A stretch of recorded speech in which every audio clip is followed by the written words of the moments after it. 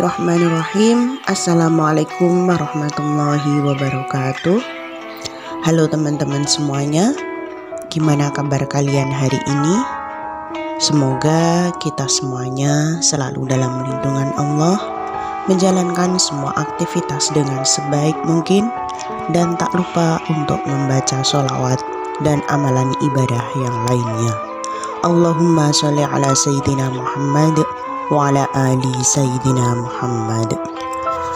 Di video kali ini saya akan membacakan kisah keajaiban sholawat beserta amalan ibadah yang lainnya, yaitu amalan membaca surat Waqiah dan surat Yasin.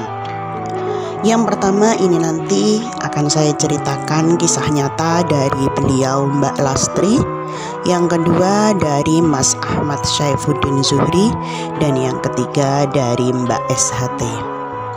Bagi teman-teman semuanya yang ingin berbagi cerita ataupun berbagi pengalaman mengenai kisah keajaiban sholawat dan juga kisah keajaiban pembaca surat Yasin dan Waqiah, bisa menghubungi pada nomor WA saya atau bisa memfollow IG saya, Miss Aini Berbagi. Cerita yang pertama adalah berasal dari Mbak Lastri. Kita baca semuanya. Assalamualaikum. Waalaikumsalam. Sedikit saya mau berbagi cerita ke sahabat sholawat semuanya tentang testimoni sholawat.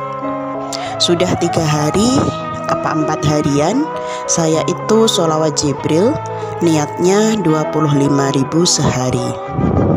Tapi nggak bisa. Kadang dapatnya cuman 19.000, 16.000, 15.000, sambil sholawat lainnya masing-masing 10 kali, munjiat 33 kali, Al-Fatihah 7 kali, istighfar 100 kali. Ini juga Masya Allah ya, dia mengamalkan sholawat banyak sekali. Ada yang 19.000, 16.000, 15.000. Sebenarnya dia niatnya adalah 25.000. Tetapi ini juga sudah luar biasa. Alhamdulillah dia mendapatkan 19.000, 16.000, 15.000 tiap harinya. Sebelumnya suami kasih tahu ke saya kalau temannya lagi kena masalah dan posisi mereka ini menjadi korban. Jadi temannya suaminya itu ada masalah dan mereka itu semuanya sebagai korban. Dan saat itu juga ditahan dulu di kantor polisi. Nah, saya dikabarin nih sama suami pas besok siangnya kalau teman-temannya ditahan dulu. Nah, saat itu juga saya lagi sholawatan ngejar 25.000 sehari karena saya juga ada masalah pribadi. Karena pada waktu itu dia di samping punya masalah pribadi, teman-temannya yang jadi korban itu juga ditahan di kantor polisi. Akhirnya dia menggeber sholawat itu sehari 25.000. Dan dalam hati saya bilang, ya Allah, mohon berikan kemudahan buat teman-teman suami saya. Izinkan kalau bisa sore ini mereka bisa keluar dari kantor polisi itu dengan mudah. Jadi sembari dia bersolawat, dalam hatinya bilang seperti itu, ya Allah, mudahkanlah kepada teman-teman suaminya dan izinkanlah biar bisa mereka itu keluar dari kantor polisi dengan mudah. Kemudian dia juga bercerita, dan Masya Allah, pas suami belum pulang, saya tanya ke suami saya, gimana teman-temannya? Dan saya dikirimin gambar teman-temannya kalau mereka udah keluar tanpa syarat sekitar jam 16.43 sore. Masya Allah, saya pas dengar kabar itu, ya Allah, dahsyatnya sholawat. Nah, yang sebelumnya itu ditahan karena nggak tahu ya permasalahannya seperti apa, karena di sini permasalahannya tidak dijelaskan. Tapi yang jelas teman-temannya itu sebagai korban dan ditahan di polisi. Akhirnya dengan memperbanyak sholawat tersebut, Allah permudah jalannya dan bisa keluar pada sore hari itu, tidak sampai beberapa hari ditahan polisi. Masya Allah. Dan yang terakhir dia bilang, maaf ya kalau terlalu panjang ceritanya, karena saking senengnya dan terharunya. Dan sampai sekarang saya terus berusaha buat ngejar sholawat 25.000 sehari. Masya Allah, ini ya berkah sholawat. Akhirnya dia akan dipermudah oleh Allah semua urusannya, dan juga urusan teman-temannya yang pada waktu itu dia memiliki niat seperti itu, biar Allah memudahkan jalannya, dan Allah ternyata mengabulkannya. Masya Allah. Kemudian cerita yang kedua adalah dari Mas Ahmad Saifuddin Zuhri. Assalamualaikum. Waalaikumsalam. Saya Ahmad dari Surabaya. Sebenarnya saya udah mendawamkan sholawat Jibril sama Yasin dan Al-Waqiah itu udah lama. Cuma baru ikutan absen udah 2 hari ini.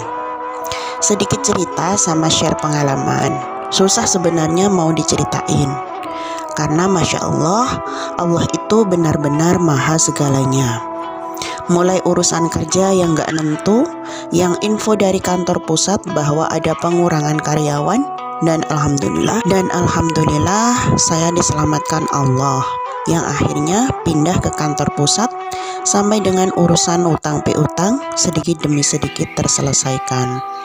Alhamdulillah. Jadi India ini sudah mendawamkan sholawat Jibril sama surat Yasin dan Waqiah beberapa hari yang lalu, atau dia tuh sudah lama sekali, tapi dia ikut absennya cuma 2 hari ini. Dan pada waktu itu dia mendapatkan banyak sekali keajaiban. Ini yang dia ceritain. Pada waktu itu ada pengurangan karyawan. Alhamdulillah dia selamat, tidak terjadi pengurangan karyawan pada dirinya. Akhirnya dia tetap bekerja. Saya riyadhah itu awalnya ingin segera selesai semua masalah, tapi kesininya saya udah pasrah sama Allah atas semua masalah kehidupan saya. Akhirnya dengan pasrah sama Allah, yang semula di pikiran itu pengen hutang-hutang selesai, malah masalah kerjaan yang didahulukan, sampai hutang piutang dan masalah lain yang intinya sedikit demi sedikit. Alhamdulillah ya, yang awalnya itu dia ingin segera selesai hutang-hutangnya, tapi alhamdulillah pekerjaan pun sama Allah dijaga. Yang adanya pengurangan karyawan, tapi dia tetap menjadi karyawan di situ.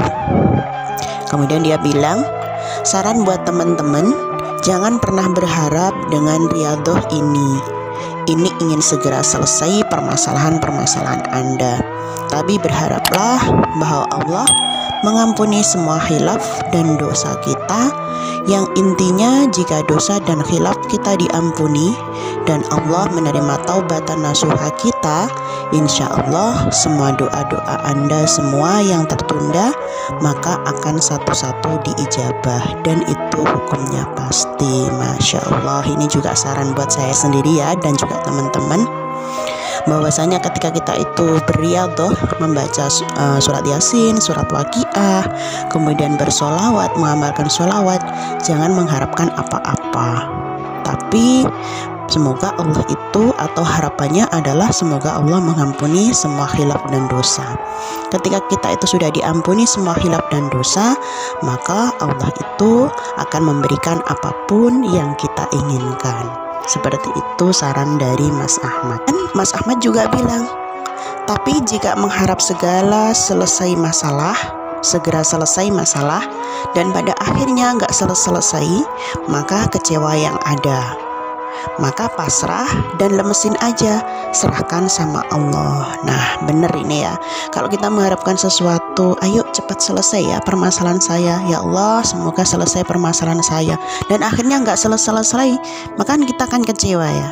Nah maka sarannya Mas Ahmad ini, pasrah dan lemesin aja, serahkan sama Allah. Seperti dulu yang sudah saya berikan, bahwasanya kita yang penting adalah berusaha, berdoa, dan terakhir adalah tawakal. Nah inilah pasrah dan lemesin aja, ini maksudnya tawakal kepada Allah. Kemudian masnya juga bilang, kita hanya diminta perbaiki ibadah kita, ditambahi ibadah-ibadah yang lain.